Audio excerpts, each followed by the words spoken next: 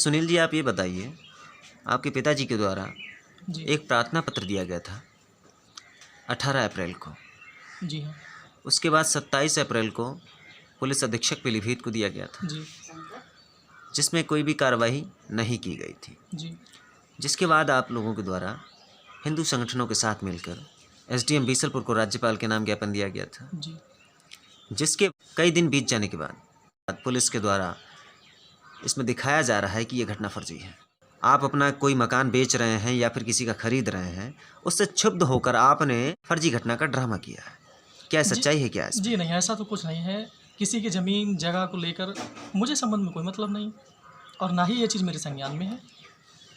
ये तो सरासर किसी ने गलत कहा है। किसी ने गलत कह दिया है। जी। अच्छा, पुलिस जो है इस विषय में किस तरीके से कार्रवाई कर रही है? अब तक शुरू से लेकर क्या कुछ कहती आई है? पूरे विवरण के साथ बताएंगे आप? श्रीमान, पुलिस यहाँ के जो पुलिस है वो सबसे पहले मनरेगा हाजिरी दिहाड़ी को लेके कोई बात थी, इसलिए जो है मैंने शत्रुतावश उन लोगों पर आरोप लगाया है। जी। ये बिल्कुल निराधार है। जी। ऐसा कोई कुछ मामला था ही नहीं कभी। दूसरा, पुलिस द्वारा ये कहा गया कि इनका बछड़ा था ही नहीं। तीसरा, पुलिस द्वारा ये कहा गया कि बछड़ा कहीं जो है ये रामदीन जी के द्वारा कहीं छोड़ दिया गया। अच्छा। अब चौथा प्रकरण जो है पुलिस द्वारा ये कहा गया है कि कुछ ज़मीन या घर को लेके विवाद है, तो ऐसा कुछ नहीं है। इन अच्छा। चारों में से कोई सत्यता है नहीं, ऐसा कुछ भी नहीं है।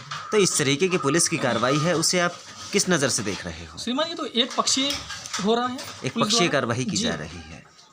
तो ऐसे में अब आप आगे का क्या रास्ता तय करेंगे? श्रीमान, मैं काफ़ी परेशान हूँ।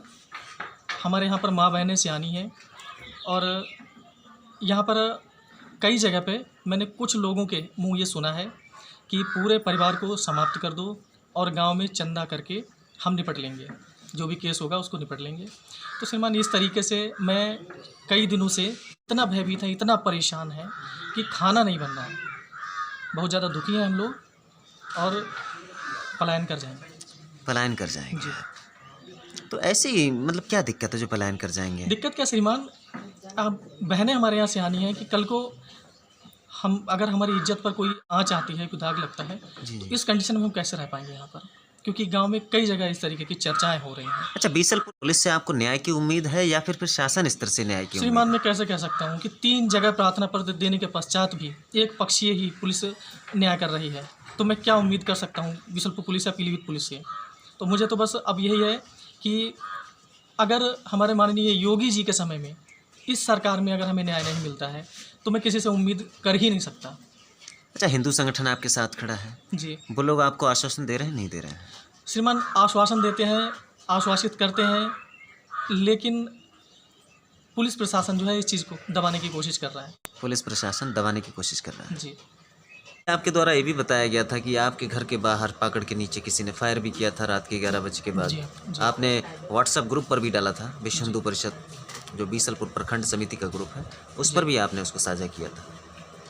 इस संबंध में क्या कुछ कहना है आपका? श्रीमान, मैंने ये घटना हमारे यहाँ 11:09 की है, तो 112 नंबर पे फ़ोन किए थे, 112 नंबर गाड़ी भी आई और थाने से हमारे एसएसआई महोदय पूरे पुलिस बल के साथ में यहाँ आए।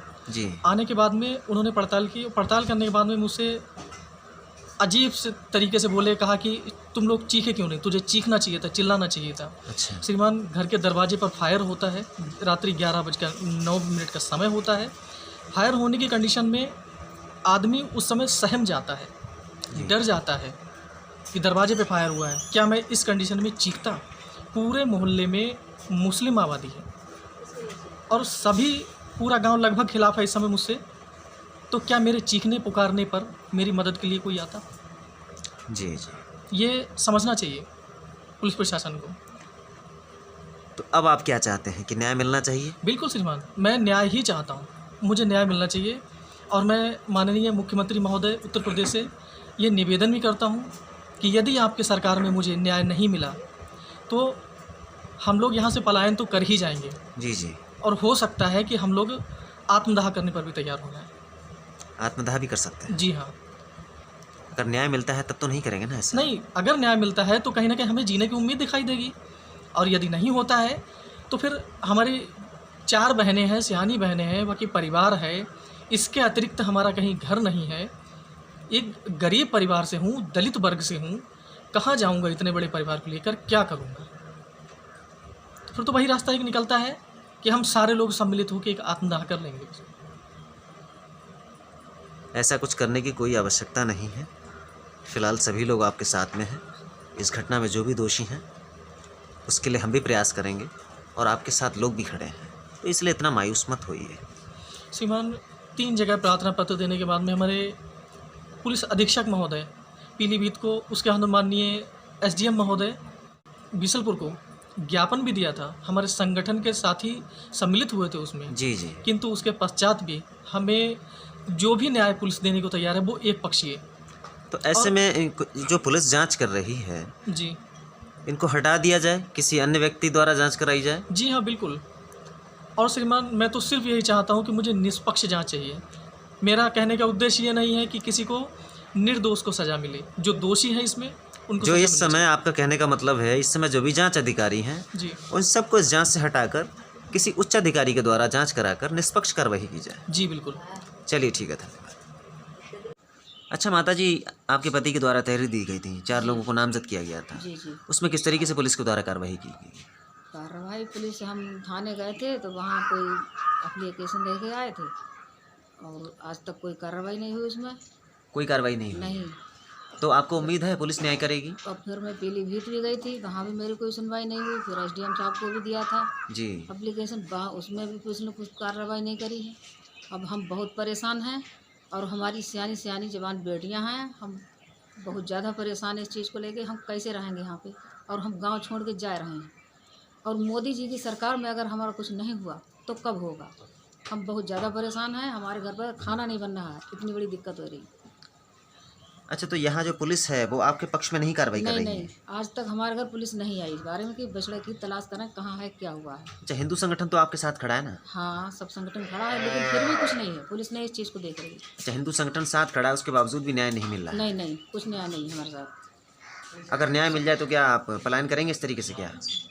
अब देखते हैं आगे क्या होता है। अगर हमें न्याय मिल रहा है तब तो हम यहाँ रह पाएंगे, लेकिन हम वैसे कैसे रहेंगे जवान लड़कियों को लेके? यहाँ बहुत परेशान है, बहुत परेशानी है हमें।